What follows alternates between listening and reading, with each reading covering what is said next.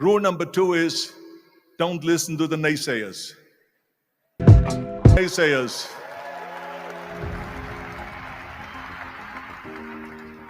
Everything I ever did, the thing that I heard out of people's mouth was, that's impossible.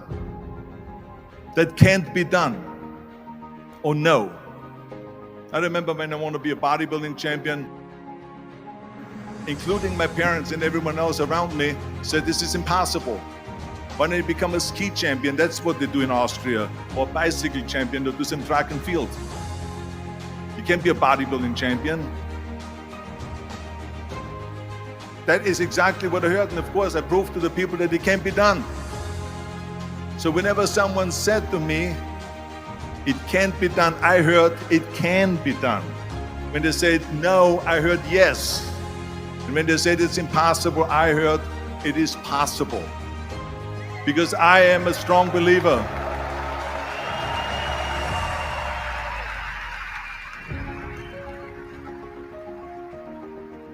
I'm a strong believer of what Nelson Mandela said, that everything is always impossible until someone does it.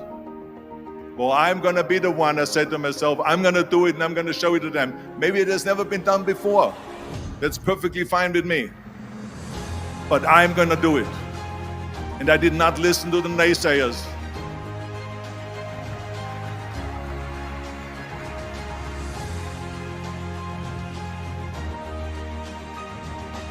The same was also when I went into not just in bodybuilding, they said no. When I wanted to come to America, when I wanted to go to America, they said it's impossible. There's no money that you have to fly even over there. You have no money when you go over there to live with. And what do you think? They're going to wait for you? There are plenty of big bodybuilders over there. It was all no, and it can't be done. It's impossible. And I remember then the same thing happened also when I went into the show business. Can you imagine? I was now a bodybuilder. I weighed 250 pounds. I was Mr. Olympia 6 times. I was Mr. Universe 5 times, and Mr. World and Mr. International. I won 13 World Bodybuilding Championships altogether. And now I said to the agent, the Hollywood agent, I want to get into movies. He said, that's funny, Arnold. I asked a studio executive. I say, I want to get into movies. I want to be a leading man. He started laughing. So they all say it's impossible.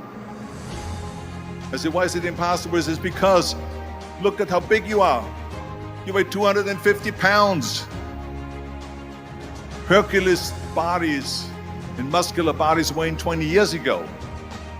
20 years ago, they did Magista and they did all this Samson movies and Hercules movies and stuff like that, but not anymore.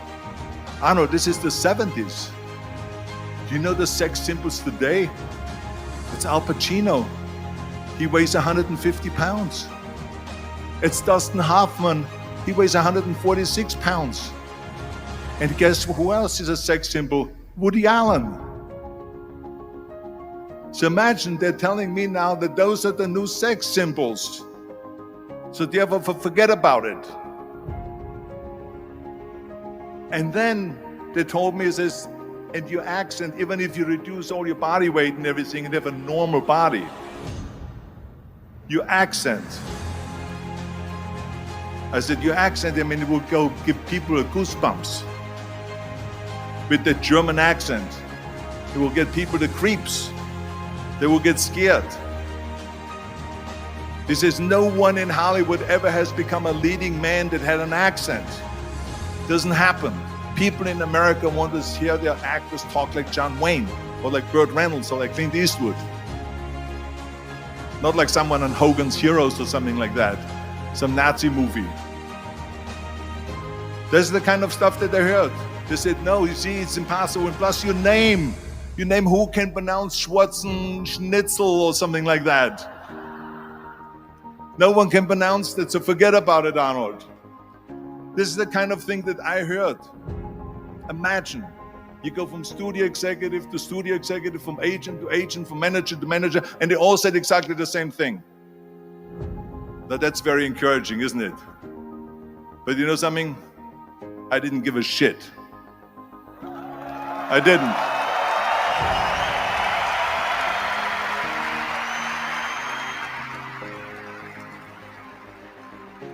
because I believed that I can be a leading man. I believed that I could be another Clint Eastwood or another Burt Reynolds or another Warren Beatty or whatever those characters were, Charles Bronson and so on. I believed that I could be those people. I said, there's enough room on that ladder that I can fit up there. And I looked back again and learned from what I learned in sports. In my case, in bodybuilding. It's all about the hard work that you put in. I said to myself, in bodybuilding, I worked out 5-6 hours a day. I'm going to do the same thing now for acting. And of course, I went to college to study English. I studied voice, accent removal, acting classes, and all of this stuff all day long. I worked and I worked and I worked.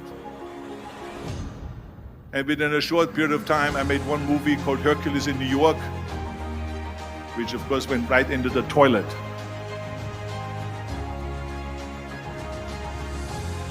But it didn't discourage me. I still had the same vision. And then all of a sudden I did Streets of San Francisco. I did Stay Hungry and Pumping Iron and The Villain. And then all of a sudden I was asked by Dino De Laurentiis and by Universal Studio, biggest studio, to star in Conan the Barbarian. And after I did Conan the Barbarian, the director at the press conference said to the press, the director was John Milius. He said to the press, if we wouldn't have had Arnold, we would have had to build one. So think about that.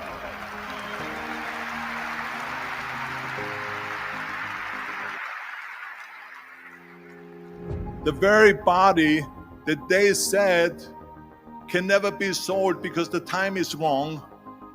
A few years later, I'm doing Conan the Barbarian, and it was the #1 hit at the box office when it came out in the summer of '82. Think about that. And the director says, if we wouldn't have had his body, we would have had to build one.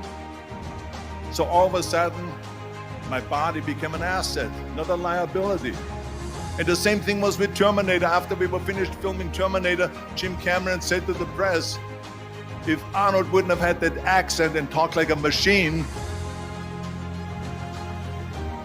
I think the movie wouldn't have worked. So think about that. The body and the accent that they attacked was an asset.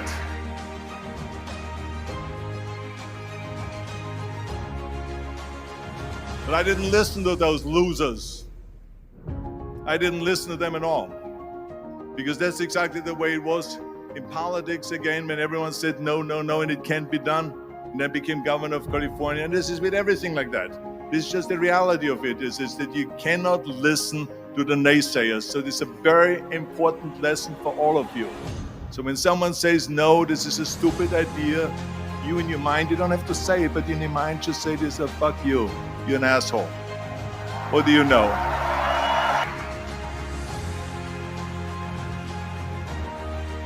If I would have listened to the naysayers, from bodybuilding to show business to politics, I would not be standing here today talking to you. I would be in Austria in the Alps yodeling. That's right. I would be in Austria still left yodeling. That's what I will be doing exactly. So this is why I say don't listen to the naysayers.